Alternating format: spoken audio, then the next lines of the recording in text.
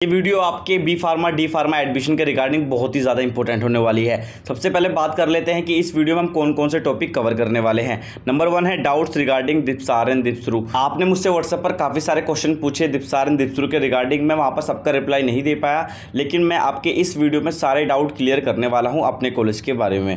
दूसरा है expected cut off. मैं अपने कॉलेज के ऊपर 4 साल से वीडियो बनाता आ रहा हूँ एडमिशन के रिगार्डिंग, प्रोसीजर के रिगार्डिंग, एक्सपेक्टेड कट ऑफ के रिगार्डिंग। उन सब वीडियोस का लिंक आपको नीचे डिस्क्रिप्शन में मिल जाएगा। लेकिन इस साल की क्या कट ऑफ है वो भी मैंने बनाई है और इस साल वही कट ऑफ रहने वाली है, क्योंकि मैंने अपने टीचर से पूछा था कि इस बार 96% 97% वाले बच्चों तक ने यहाँ पर अप्लाई किया हुआ है, तो इस बार का कॉम्पिटिशन काफ़ी हाई रहने वाला है। और मेरे पास जो बच्चे व्हाट्सएप पर जुड़े हुए हैं उसमें से भी काफ़ी सारे बच्चों की 97, 96, 95% हैं। तो इस बार कट ऑफ थोड़ी हाई रहने वाली है, उसके हिसाब से ही मैंने कट ऑफ तैयार की है।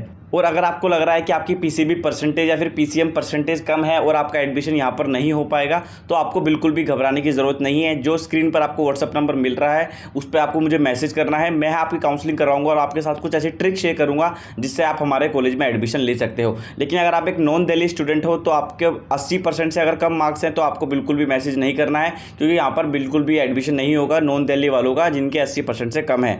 दिल्ली वाले हो जिसके 70% से ऊपर है वो मुझे मैसेज कर सकते हैं। चौथा है डॉक्यूमेंट करेक्शन।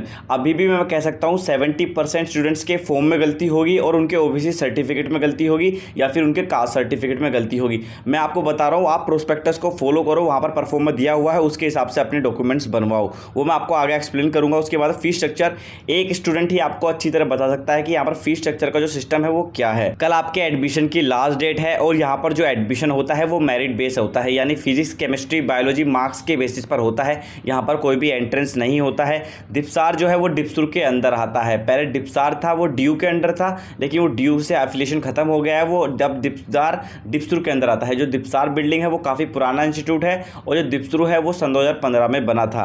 तो ये आपको बिल्कुल भी कंफ्यूज होने की ज़रूरत नहीं है। अगर आप ये चाहते हो कि आपको किस में एडमिशन लेना है तो आपको काउंसलिंग के टाइम पूछा जाएगा कि आपको दीपसार चाहिए या फिर डिप्सरू चाहिए। जब मेरी काउंसलिंग हुई थी तो मुझसे बोला गया था कि दीपसार में सीट फुल हो गई हैं तो आप डिप्सरू में ले लो। तो मैंने कहा कि मुझे सिर्फ बी फार्मा करना है तो आप मुझे कहीं भी दे दो। तो मैंने डिप्सरू में एडमिशन लिया था। और मेरी अगर आप राय मानोगे तो आप डिप्सरू में ही एडमिशन लेना, क्योंकि वहाँ पर थोड़ा सा लैब वगैरह अच्छी हैं।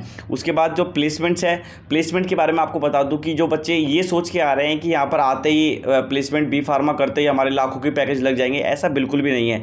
इस बार आप यकीन नहीं करोगे, इस बार जो कंपनियों को मेल किया गया है इस बार जो प्लेसमेंट्स के लिए, वहाँ पर बी फार्मा मेंशन ही नहीं किया कि हमारे पास बी फार्मा के बच्चे भी हैं जो प्लेसमेंट में बैठना चाहते हैं, उनको मेंशन ही नहीं किया गया है। अगर ये बात मेरे टीचर्स को पता चल गई कि मैंने वीडियो में ऐसा कहा है कि प्लेसमेंट के बारे में, तो पक्का मुझे डांटेंगे। लेकिन जो सत्य है वो मैं आपके सामने बता रहा हूँ, तो किसी बहम में मत आना यहाँ पर। इसलिए ही मैंने यहाँ पर, जैसे मेरा बी फार्म कंप्लीट हुआ, मैंने यहाँ पर मास्टर्स में एडमिशन ले लिया, क्योंकि मुझे पता है यहाँ की मास्टर्स की प्लेसमेंट थोड़ी अच्छी है। उसके बाद 55% वालों का एडमिशन, ऐसा नहीं होता है। बी फार्मा को यहाँ पर जो एलिजिबिलिटी क्राइटेरिया है, यानी आप फॉर्म के लिए अप्लाई कर सकते हैं, वो 55% है। इसका मतलब ये बिल्कुल भी नहीं है कि यहाँ पर आपका 55% होंगे तो आपका एडमिशन हो जाएगा। उसके बाद last form last in merit में नाम आएगा, ऐसा नहीं है। अगर आप कल भी फॉर्म भरोगे, कल लास्ट डेट है, तो आपका मेरिट में जो आपके मार्क्स होंगे उसके हिसाब से ही आपका नाम आएगा। उसके बाद काउंसलिंग आपकी ऑनलाइन होगी, हॉस्टल अवेलेबल है, फ्रेशर पार्टी जो है वो सब कुछ कॉमन होती है दीपसार डिप्सरू की। और इस बार जब आप आओगे तो इस बार फ्रेशर पार्टी हम ही आपकी करवाएंगे। 2 फ्रेशर पार्टी करवाएंगे, एक अनऑफिशियल होती है, एक ऑफिशियल होती है। ऑफिशियल कॉलेज में होती है, अनऑफिशियल आप हौज खास है वहाँ पर होगी।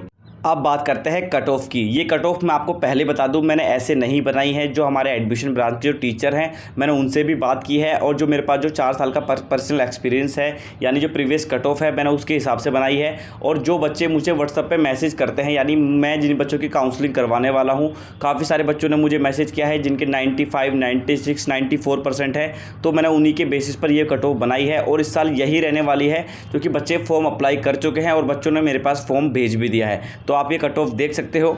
मैंने और कोर्सेज़ की कट ऑफ कवर नहीं की है, क्योंकि यहाँ पर जो मेन इंपॉर्टेंट कोर्सेज़ हैं वो हमारे बी फार्मा, डी फार्मा और बीपीटी हैं। और बीपीटी की जो कट ऑफ है वो बी फार्मा से 2% कम ही रहती है।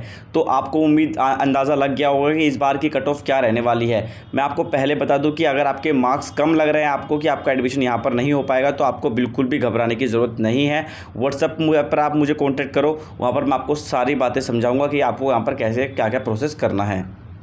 अब मैं उन स्टूडेंट्स की बात करता हूँ जो यहाँ पर काफ़ी ज़्यादा डरे हुए हैं कि सर हमारा एडमिशन यहाँ पर होगा या नहीं होगा।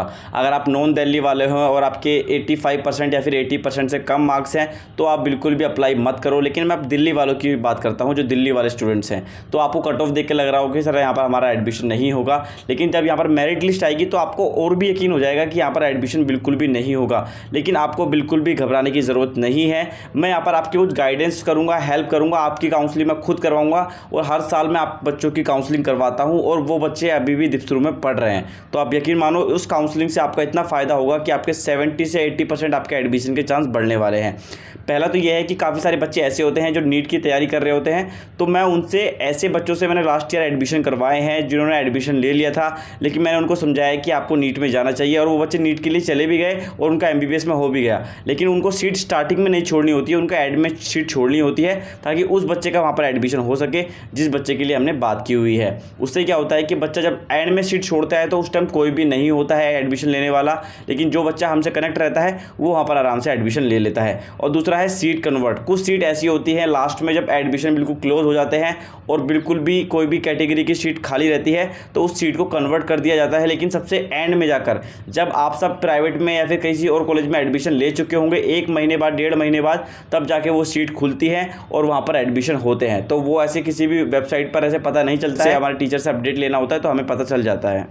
जिनकी परसेंटेज अच्छी है लेकिन उनका दीपसरू में नहीं हो पाएगा और जिनकी परसेंटेज बहुत ज़्यादा कम है, जिनका वैसे ही नहीं हो पाएगा एडमिशन, तो उनके लिए मैं आपको बता दूं कि हरियाणा, राजस्थान, पंजाब में जो गवर्नमेंट कॉलेजेस हैं उनके एडमिशन अभी चालू हैं। आप यकीन नहीं करोगे, उनके जो कॉलेजेस की फ़ीस है वो सिर्फ 9,000 रुपये साल की है। यानी आप B फार्मा, D फार्मा मात्र 15 से 20,000 रुपये साल में कर सकते हो।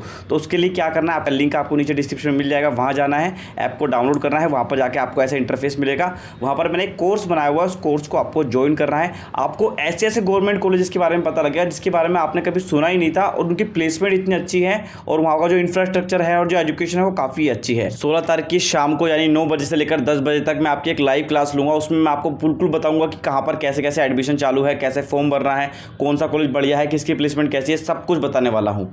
और ये काउंसलिंग का कोर्स जो हमने बनाया है इसकी फ़ीस हमने इसलिए रखी हुई है क्योंकि यहाँ पर जो बच्चे गाइड करेंगे वो आपको उसी कॉलेज के होंगे। फॉर एग्जांपल अगर हम PGI रोहतक की बात करते हैं तो PGI रोहतक का बच्चा आपको गाइड करेगा कि कैसे आप हरियाणा के PGI रोहतक में एडमिशन ले सकते हो। लेकिन अगर आप चाहते हो कि आप दिल्ली NCR के बेस्ट प्राइवेट कॉलेज से B फार्मा करो जहाँ की प्लेसमेंट भी अच्छी हो, एजुकेशन भी अच्छी हो, फीस भी कम हो, फीस आप इंस्टॉलमेंट में दे सको, तो आप मुझे व्हाट्सएप पर मैसेज कर देना। वहाँ पर मैं आपको लवन्या मैम का नंबर दूंगा, वही सारे प्राइवेट कॉलेजेस के एडमिशन को मैनेज करती हैं जो आपको बहुत अच्छी तरह गाइड करेंगे, स्टार्टिंग से लेकर एंड तक गाइड करेंगी। तो आपको टेंशन लेने की ज़रूरत नहीं है।